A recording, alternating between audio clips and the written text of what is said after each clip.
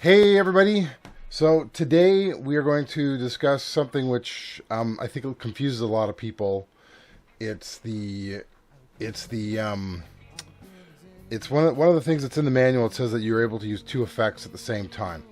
You are technically able to use two effects at the same time on the internal system, but not the way you think.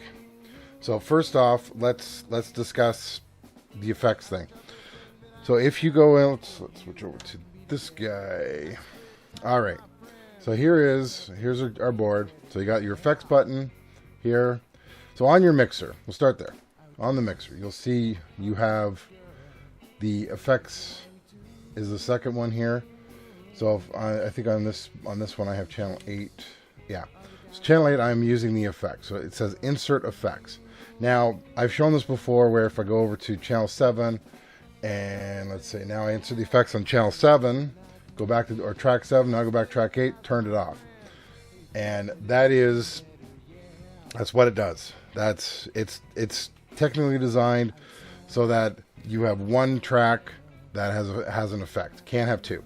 Now, that being said, we have to differentiate the difference between tracks and inputs. So now when you look at your board, just go like that. There we go. Isn't that nice? Now you can see the board. These are your tracks. These are your tracks. These are your inputs. So you have 8 inputs. I'm not going to say 32 tracks because technically you don't. You have 20. If you work it out, because these are all stereo. These ones here on this case are all stereo. So you don't have 32 tracks. You have 20. Because you have 8, 9, 10, 11, 12, 13, 14, 15, 16, 17, 18, 19, 20. That's if you have a 32 track. If you have a 24 track, you have 18, technically. But on the 24 track, your last 6, I think, you can't change their stereo no matter what. So my definition of a track is I am able to independently move that information. I'm able to change the volume. I'm able to change the sound. If it's stereo, that's still one track as far as I'm concerned. It's just stereo. That's another discussion. I've gone into that one before. So now you have to remember. So you have your tracks. Now let's get back to where we were. Tracks, inputs. You can on your inputs. Now let's go back to our guy here. So now as you can see we're on tracks because track 8. You can, if you go to click on source. Now, I'm looking at input A. And I can, as you can see, I actually have the effect. I have an insert effect on here. The difference is that it's not in the effects button, it's in the dynamics. You can change the dynamic effects of your inputs internally. So that's what this is. So internally you can have one track that has an effect like distortion, and you can have on your input you can have a dynamic effect. What is a dynamic effect? Well, let's go in dynamics. So you can have, as you can see, I'm using noise suppression. So all that's doing is it's more or less a gate expander, whereas it will cut out up to a threshold. It'll say, okay, anything below this threshold, I don't want to hear. Now, if you've watched my March 15th video where I'm asking people to do the song, I did do the chant. I had 2 chants already recorded. I used the internal effects to do it. All I did with this, all I wanted to do was just cut back on the noise. So it just got my chant. Everything else was clean. So that's what I did here. That's why it's set up so weirdly. So it's quick attack and a slow release. That's all I'm doing here, and how much I'm suppressing it and what the threshold is. The threshold is all the way. So now if you select, now you see you have a de-esser. So if you're doing vocals and you want to get rid of your S's, use your de-esser. Then it'll take away all this, what do they call it, sibilance or something like that. So it'll take that out for you. it's a good thing to use if you're doing your vocals and you're doing a song that you know has a lot of S's in it. Turn this on right away. There you go. It's already there. Next, you have your exciter. That just brings the sound up. It's makes it more exciting. Now they all say they're on. That's only because I've selected them and I turned on the one, so everything is turned on. Technically not, but that's the way it looks like. Now you have your compressor.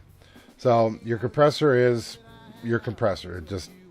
It levels the sound out. So if you hit if it starts to peak above, it takes it right down. And depending on how you have the attack and release and all that set up, that's how much it takes down.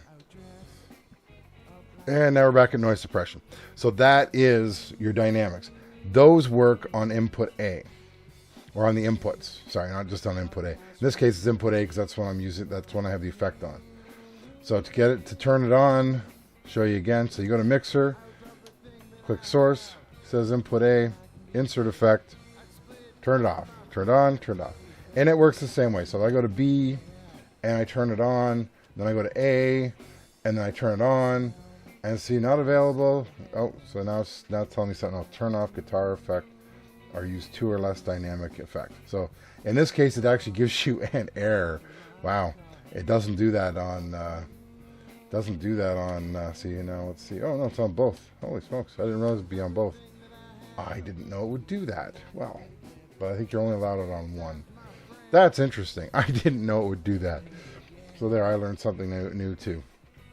Now, I have done a video on using the effects, the external effects loop on internal effects. That's a perfect place to use if you want to use the internal dynamics.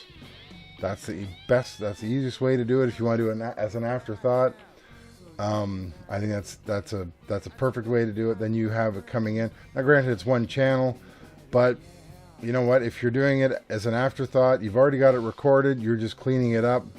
It's something to do. So now you know how this is. So like I said, so dynamics. I'm on mixer still. Okay, go to dynamics. Why is dynamics not taking? I gotta clean my dynamics button. There we go. So now you can see I turned it off. Nothing is on because I don't have anything on. But as you can see, dynamics is the input. If I go here, I'll even show you. So we'll just go out a bit. Still see it says input A. I will pick 30, 32. It won't even let me pick it. See that? Here it'll let me pick.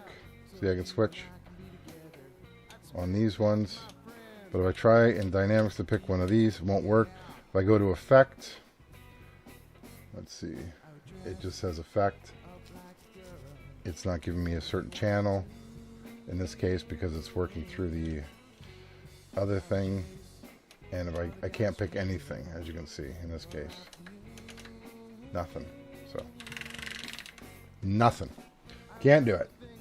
So now you know what the dynamics is for.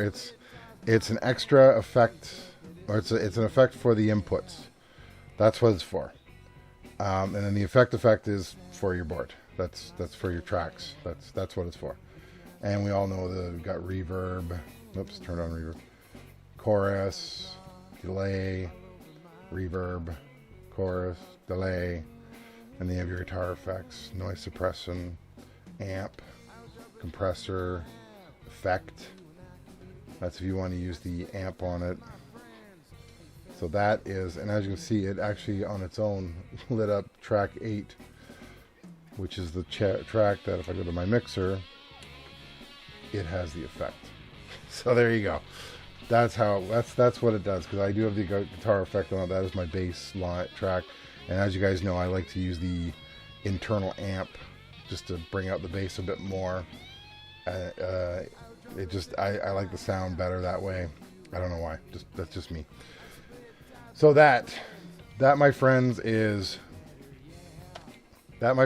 your channels here. That's the difference between dynamics and effects. That's what it means when it says you can have 2 effects on the same time. That's how it works. I didn't realize there was an error message when you did it on the inputs. And yeah, that's about it. So hopefully this helped you out. And yeah, keep recording. Hope it's all going well for you. And I will talk to you later. Bye. Be with you,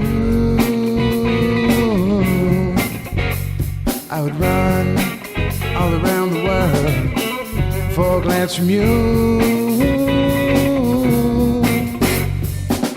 I would drop everything that I have so you and I can be together. I'd split